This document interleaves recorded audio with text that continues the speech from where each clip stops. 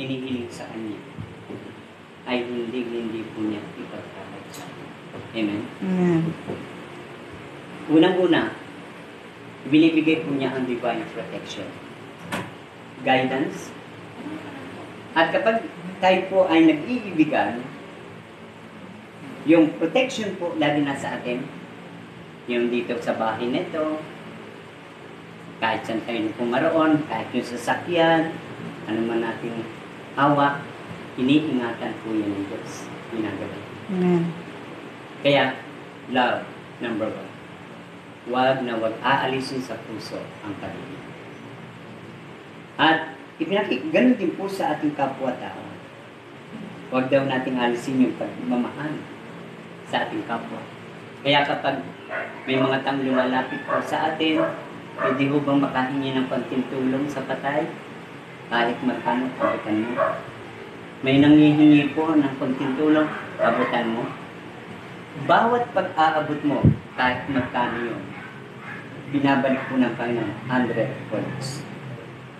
Sabi ng Panginoon, kapag tayo nagmamahalan, ang Diyos po ang nagsabi, Awit 121, verse 7.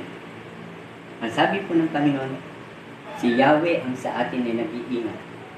Kahit saan, inililigtas tayo sa mga tao. Amen. Amen? Kaya nga po, and last, sinasabi po ng Panginoon dito, at makikilala ng lahat na kayong mga alagad ko.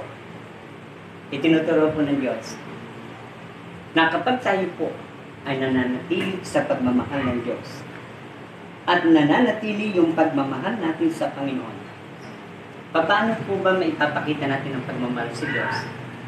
Una, i-praise po natin lagi siya. Huwag natin kakalimutan pagkagising sa umaga, i-praise natin siya. Lord, thank you sapagkat may lakas ako. Amen. Worship. Kailangan sambahin natin siya.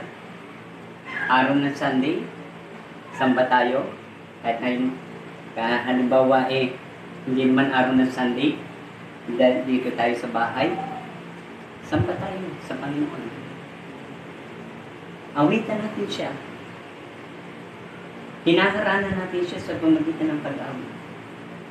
Makikita niyo po, hindi niyo mapapansin ang mga anghel ng Panginoon nakapaligid nito sa bahay.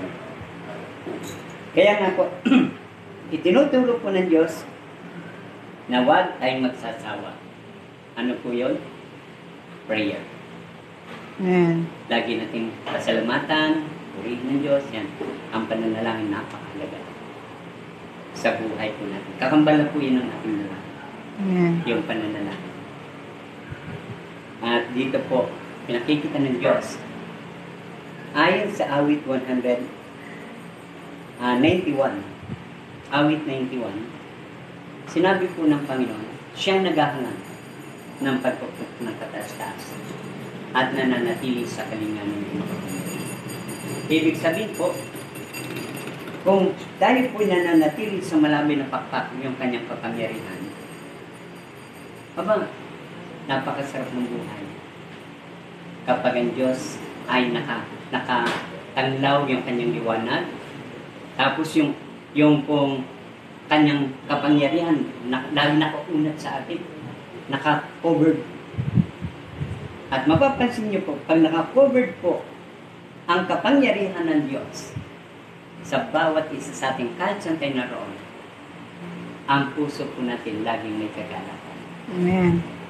Hindi po, at higit sa lahat, kapayapaan. Amen.